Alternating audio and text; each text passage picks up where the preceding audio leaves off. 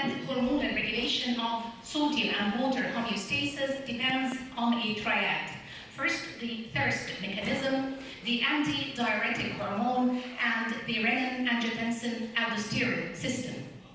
And the actions of anti-diuretic hormone come from its name. As anti-diuretic hormone, it increases the reabsorption of water in the kidney, decreasing diuresis, producing concentrated urine, and lowering the sodium back to normal. And may cause vasopressin, it causes spasm of the smooth muscles, increasing the blood pressure.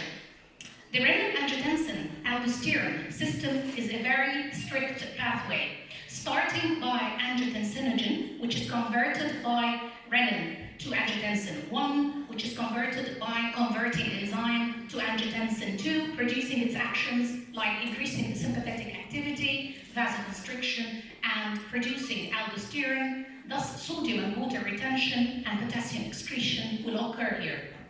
And so, if the blood sodium goes down and the blood potassium goes up, there is stimulation of secretion of aldosterone from the adrenal cortex, producing increased renal reabsorption of sodium and excretion of potassium, returning the blood sodium and potassium back to normal. So this is the mechanism that normally happens.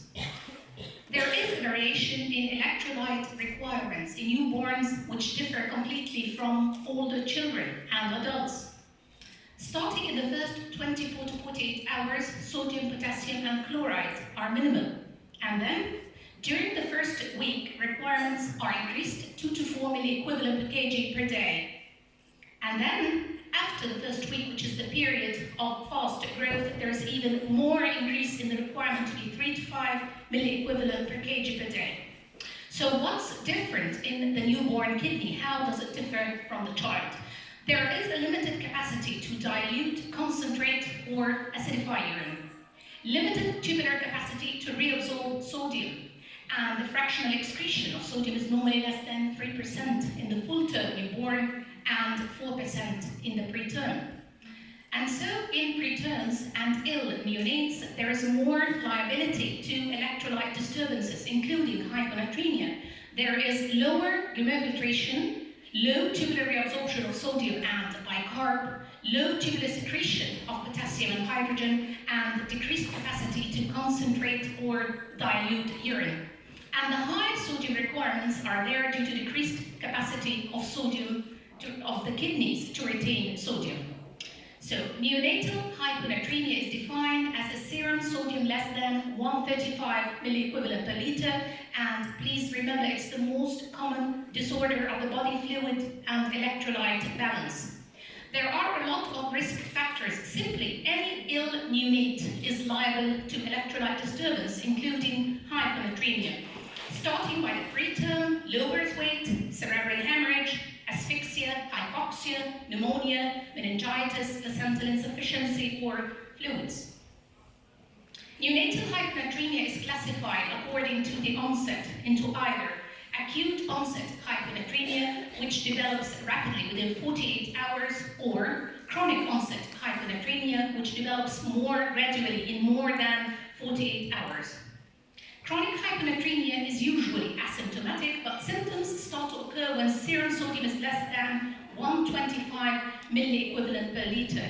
And there are some common symptoms, but unfortunately, most of them are non-specific. Nausea, vomiting, lethargy, poor feeding, cramps, restlessness, disorientation, and if untreated, it will end by lethal complications like seizures, encephalopathy, arrhythmia, arrest, and even death.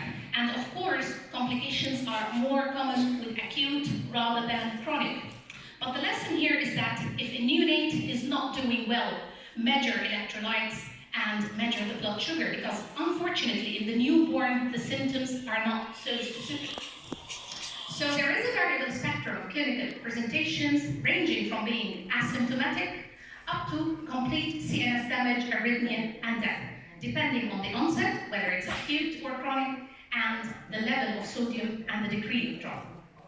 Another important question that needs to be answered, is it sodium depletion or dilution? It's very important to differentiate both because you can establish the cause and treat accordingly. In sodium depletion, there is dehydration and poor growth with tendency to weight loss and low urinary sodium excretion. On the other hand, with sodium dilution, there is no dehydration. Sometimes there is tendency towards edema, tendency to gain weight, and high urinary sodium excretion. So before treating, you need to decide which category is it, because the treatment will differ in both aspects. The types of hyponatremia are either hypertonic, isotonic, what we call pseudo-hyponatremia, and hypotonic, which is then classified into being euvolemic, hypervolemic, or hypovolemic. When approaching neonatal hyponatremia, don't forget, if the patient is symptomatic, treat with hypertonic saline before looking for the etiology. This is an emergency. Initial assessment of glucose, kidney functions, potassium, assess the hydration status, measure the serum osmolality and urinary sodium. And don't forget to exclude dilutional hyponatremia, history of drug intake, and the pseudo-hyponatremia with hyperglycemia, hyperlipidemia, hyperproteinemia, and mannitol and osmotic agents, because simply this could be the cause and you treat accordingly. إيه؟ إعادة بقى. ما هو بسلطتك. First of all, we start by assessing the plasma osmolality. It's either isotonic, when osmolality ranges from 280 to 295 milliosmol per liter, and this is the pseudo-hyponatremia, or hypotonic, less than 280, or hypertonic, more than 295. Now, for the hypotonic, we assess the volume status. Is it hypovolemic, euvolemic, or hypervolemic? And then measure urinary sodium. It's a very informative piece of information, because based on that you can decide, is it renal, is it adrenal, is it fluids, or what it could be. And let me start by this common and unfortunately sad story, which teaches us to have a closer look at the patient. Hyponatremia and hyperkalemia was the clue. Always remember, when you have hyponatremia and hyperkalemia, think of adrenal until proved otherwise. This is a 3-week-old baby referred from Aswan with persistent vomiting. Parents are first cousin. 2 previous brothers died, claimed to have gastroenteritis, not improving on the usual lines of treatment. And this baby had the same clinical picture, gastroenteritis, not responding to usual lines of treatment. The baby arrived shocked, dehydrated, disturbed consciousness. And look at the labs. Sodium very low, potassium high, cortisol low, ACTH very high. Unfortunately, 17-hydroxyprogesterone is not available in Aswan. By the time it was done, the baby was diagnosed as salt-wasting congenital adrenal hyperplasia. In boys, the genitalia is normal, and this is very tricky. That's why it's very important to exclude adrenal. If you have a picture of gastroenteritis, but potassium is very high and the sodium is very low. So don't take hyponatremia easy. Sometimes it's more complicated. And this is a 1-month-old baby referred as male with bilateral undescended testes at birth. Parents are first cousins. Genitalia is pigmented, meaning that there is high ACTH. The phallus 3.5, single opening at the phallic tip, and the gonads bilaterally impalpable. Again, the baby is shocked, dehydrated with disturbed consciousness. Look at the lab profile. Low sodium, very high potassium, low cortisol, high ACTH, aldosterone is low, 17-hydroxyprogesterone again is very high, and surprisingly, the karyotype is XX in spite of being apparent male. And the pelvic-abdominal ultrasound revealed uterus and ovaries. So this is a genetic female with congenital adrenal hyperplasia due to salt-losing 21-hydroxylase deficiency. Please remember that girls with congenital adrenal hyperplasia could have a wide spectrum of genital ambiguity, starting from very mild clitoromegaly up to complete male phenotype with bilateral undescended testes. Another missed cause of hyponatremia is a 1-month-old female newborn coming with failure to thrive, lethargy, poor feeding, persistent vomiting, weight and length below the normal, shocked, dehydrated, disturbed consciousness, mottled and ventilated. The baby is septic, not responding to usual lines of treatment, and genitalia is normal female. The CRP is high, serum sodium very low, potassium is high, creatinine is normal, the baby has metabolic acidosis, the serum aldosterone is very low, and the plasma renin activity is high. Cortisol and ACTH is normal. The glucocorticoid pathway is completely normal. Sodium in urine is high, and ultrasound was normal. This is a case of isolated primary selective mineralocorticoid deficiency. Only the baby has salt-losing symptoms, but the glucocorticoid pathway is normal and genitalia are normal. Hyponatremia was corrected over 3 days and very well controlled on 9-alpha fluorocortisone. And don't forget to look for uncommon. Sometimes the story is totally different. Like this 32-day-old boy who came with failure to thrive, lethargy, poor feeding, intermittent vomiting. The baby is afebrile, and please remember, he did not have fever. Weight and length below the normal, hemodynamically stable, the general condition is good, normal male genitalia, antenatal diagnosis revealed moderate hydronephrosis, and the baby was not put on antibiotic prophylaxis. The renal ultrasound revealed bilateral hydroureter and hydronephrosis, and the ascending cystourethrogram revealed grade 3 to 4 bilateral vesico-ureteric reflux. And the urine testing confirmed UTI, sensitive, and the diagnosis was Staph aureus infection. Look at the lab profile. It was very misleading. The sodium is very low, potassium is high, metabolic acidosis, creatinine a bit high, plasma renin activity high, and look at the serum aldosterone. It was sky high, very high serum aldosterone.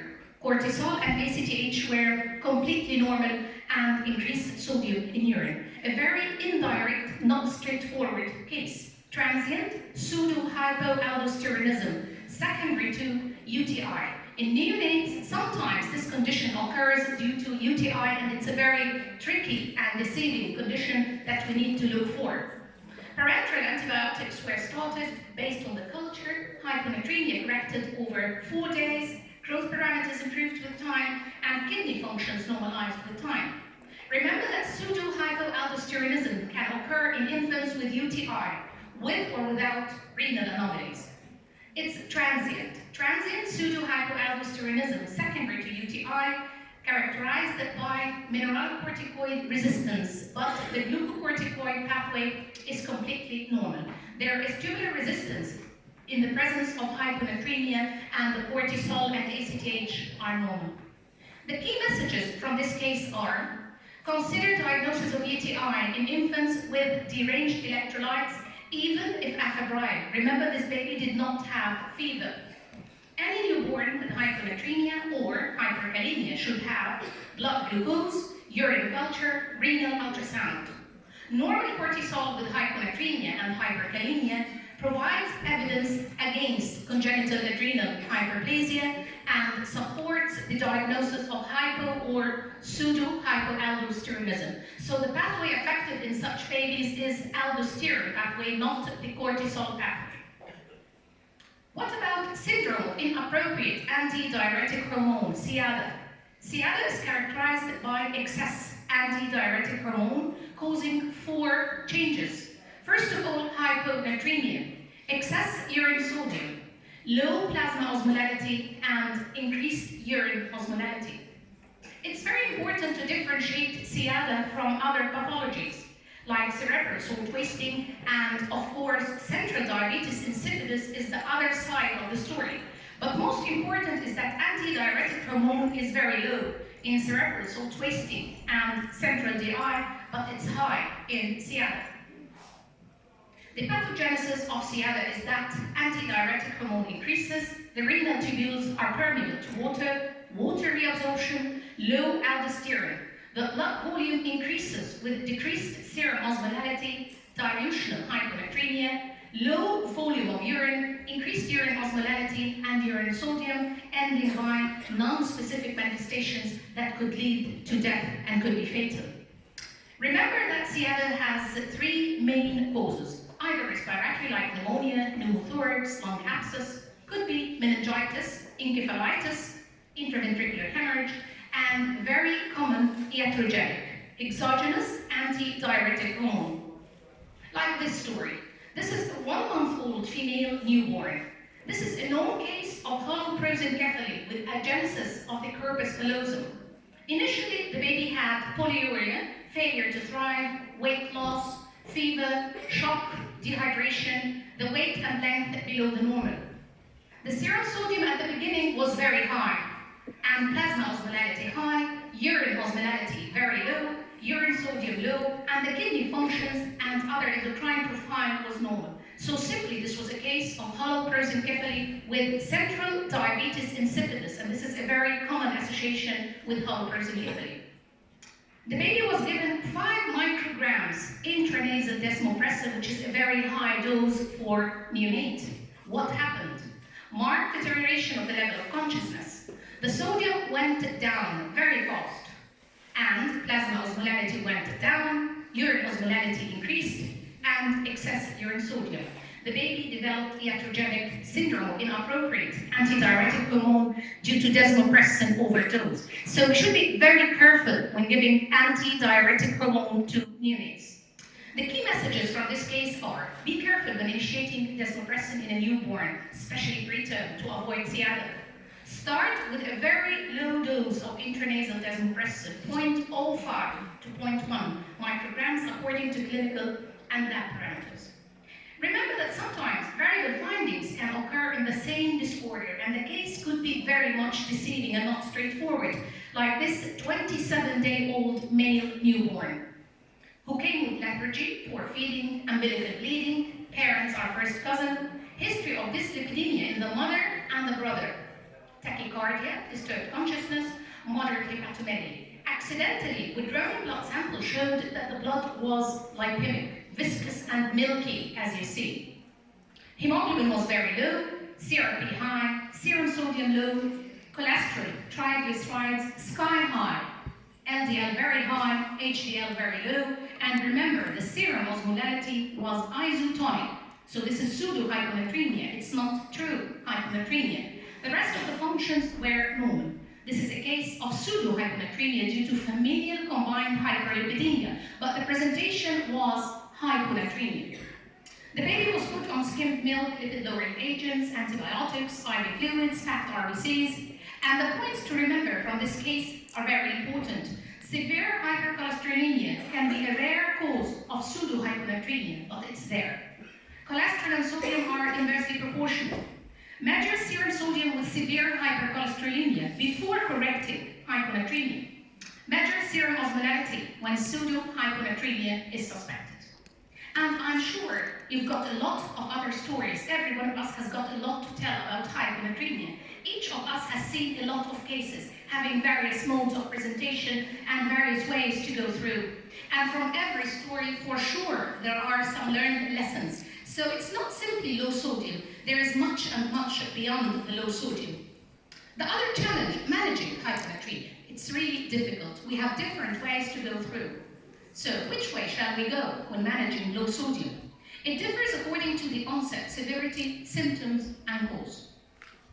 Remember that the management targets are correcting hyponatremia to reach 120 to 125 milliequivalent per liter, and then correct slowly over 1 to 2 days to avoid cerebral edema. And don't forget to treat the cause in addition to managing hyponatremia.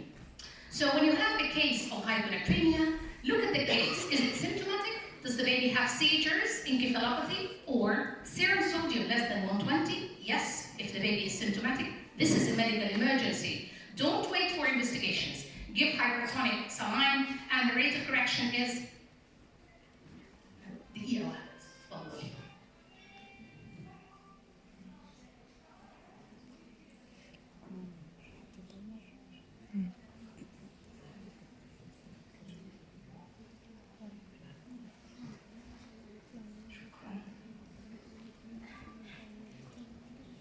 The rate of correction is less than 0.4 to 0.5 milliequivalent per liter until the patient becomes asymptomatic or the sodium exceeds 125 and correct slowly. If the patient is not symptomatic, do not give hypertonic saline. It's harmful. Assess the hydration status. If euvolimit, restrict fluid intake. enteral feeding if possible, or IV isotonic solution. If dehydrated and the sodium ranges from 130 to 134, consider oral dehydration and give isotonic solution. If less than 130, isotonic solution, and check the sodium every 4 to 6 hours until it exceeds 125. When exceeding 125, check the sodium every 12 hours and monitor for CNS symptoms. Remember, the serum sodium should not increase by more than 8 to 10 milliequivalent per liter in the first 24 hours to avoid cerebral edema and the risk of myelinolysis. And this is a nice table telling us what to do and what not to do when managing hyponatremia. What to do? Before correcting hyponatremia, exclude sodium dilution and treat and exclude pseudo-hyponatremia. Consider isotonic saline if it's a chronic case. If it's an acute or symptomatic case, give hypertonic saline. Consider correction slowly to reach 125 and then over 2 days. Why do CNS manifestations occur with hyponatremia? Simply water shifts from extra to intracellular space, causing swelling, intracellular swelling, and edema. So rapid correction of hyponatremia causes demyelination syndrome because it will happen the reverse. Water moves from intra to extracellular, causing demyelination. So finally, this is how I feel when dealing with neonatal hyponatremia. You are walking on a very thin rope. You need to be very careful because decisions are critical and could have fatal effect on the baby. Otherwise, if the baby is not managed properly, this is what will happen. My take-home messages are: neonates are more prone to electrolyte disturbances, especially high-risk neonates. Neonatal kidney has a limited capacity to dilute and concentrate urine and reabsorb sodium. Hyponatremia is the most common fluid and electrolyte disorder. Don't forget to exclude pseudo-hyponatremia, dilutional hyponatremia, and drugs before treating the case. Assess serum osmolality, hydration status, urine sodium to decide on the type of hyponatremia so that you can treat properly. If symptomatic hyponatremia, give hypertonic saline and don't wait to investigate. If chronic, avoid hypertonic saline and correct very slowly and make sure to land slowly and nicely. Thank you very much.